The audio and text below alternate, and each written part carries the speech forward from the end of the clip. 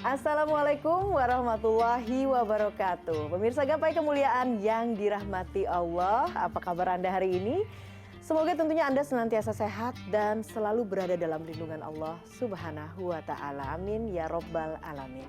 Alhamdulillah, senang sekali hari ini saya Eva Yunizar kembali hadir menjumpai Anda dalam program kesayangan kita Gapai Kemuliaan.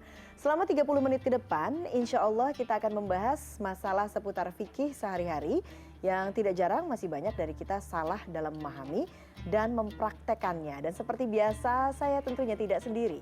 Hari ini sudah hadir bersama saya di studio ada gurunda kita semua, Kiai Haji Muhammad Faiz. Assalamualaikum Kiai. Waalaikumsalam warahmatullahi wabarakatuh. Apa kabar Kiai? Alhamdulillah baik. Alhamdulillahirobbilalamin. Dan tentunya bagi Anda pemirsa yang memiliki pertanyaan, silakan Anda bisa kirimkan pertanyaan Anda baik berupa pesan teks maupun dalam bentuk video melalui nomor WhatsApp yang tertera di layar kaca. Anda juga berkesempatan untuk bertanya langsung kepada Ustadz melalui sambungan Zoom yang nanti secara teknis akan ditentukan oleh tim Gapai Kemuliaan. Dan bahasan pertama kita pada hari ini adalah seluk-beluk terkait kurban. Ini pertanyaan pertama, bolehkah kurban atas nama orang tua yang sudah wafat? Nah, tidak hanya orang tua, mungkin juga ada siapapun yang sudah suami wafat, atau istri ataupun anak. Begitu. Bolehkah kita berkorban untuk mereka yang sudah wafat? Jadi di dalam fikih itu memang ada dua kutub. Ada kelompok ulama yang mengatakan bahwa boleh saya berkorban untuk orang yang sudah meninggal berdasarkan wasiat. Kalau orang yang meninggal itu ketika hidupnya, misalnya nenek atau kakek bilang sama saya, kalau nanti saya meninggal, kamu punya rezeki, Faiz, tolong ya berkorbanlah untuk saya. Nah, yang seperti itu sepakat semua ulama membolehkan. Yeah. Yang jadi masalah kalau tidak berwasiat. Mazhab al-Imam Asy-Syafi'i secara umum tidak membolehkan. Tetapi mazhab yang lain, misalnya mazhab Imam Abu Hanifah, itu mengatakan boleh saja. Karena masuk dalam bab tentang bertakarrub kepada Allah yang diberikan oleh orang yang masih hidup kepada orang yang sudah meninggal. Jadi sebetulnya kalau kita periksa secara substansi, perbedaan ini tidak substansi banget ya. Karena kalau misalnya saya berkorban, misalnya saya sembelih itu kambing oleh saya dan untuk saya. Tapi saya kan bisa saja bicara kepada Allah misalnya, ya Allah, saya bisa seperti ini tuh karena ibu saya.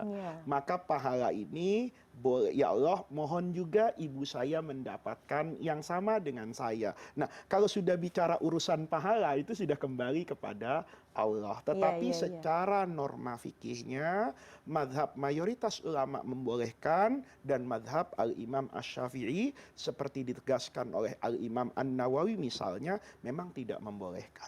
Nah, misalnya kalau kita berkurban kambing itu memang satu untuk satu orang. Tapi kalau misalnya sapi begitu ya Kiai ya. Nah, ini kan kita ingin menyelipkan nama-nama keluarga yang kita cintai yang jadi sudah almarhum. Jadi sebetulnya gini Mbak Eva, dalam perdebatan panjang ya, itu kita bedakan berkorban oleh dan untuk.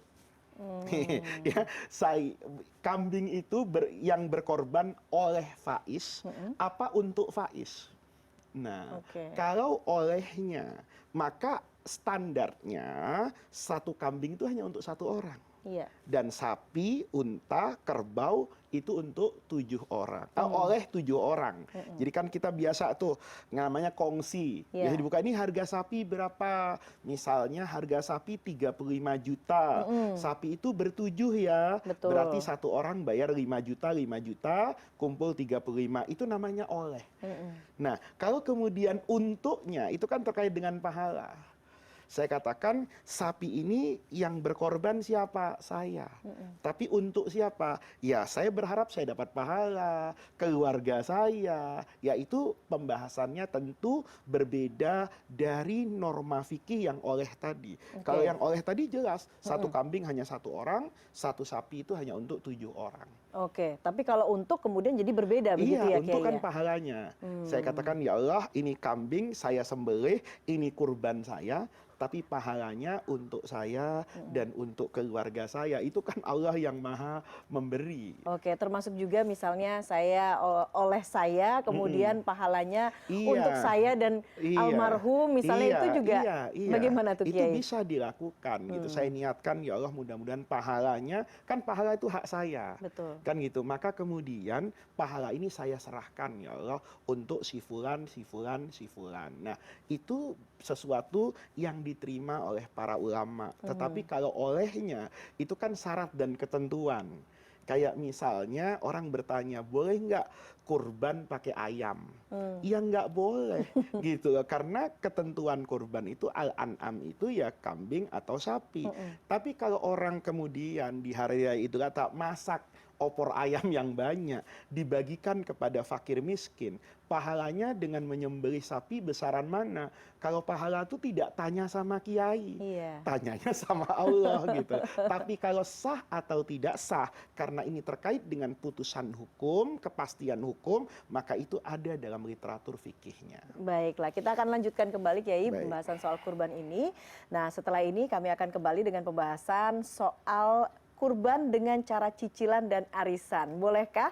Karena pada zaman ini berkurban tidak hanya dilakukan dengan sistem jual beli langsung, namun ada juga berbagai macam metode. Salah duanya itu adalah tadi yang saya sebutkan, cicilan dan juga arisan.